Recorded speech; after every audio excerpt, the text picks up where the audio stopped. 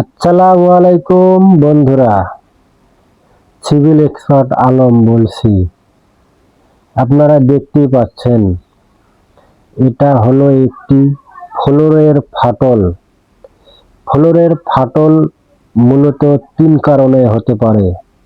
প্রথম কারণ মাটি বসে যাওয়া, দ্বিতীয় কারণ কংক্রিট ভালোভাবে মিশানো হয়নি, তৃতীয় সমস্যা হলো যদি আপনি ঢালাই করার আগে মাটি ঠিকমতো ভাইব্রেশন করে বসাতে না পারেন, এইরকম কিছু কারণে আপনার ফ্লোর ফাটতে পারে।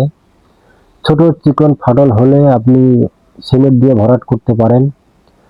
চওড়া বা বড় কোনো ফাটল দেখতে পেলে অবশ্যই ইঞ্জিনিয়ার দেখে তার সমাধানের চেষ্টা করুন, নয়তো অনেক বড় বিপদে আপনি পড়তে পারেন।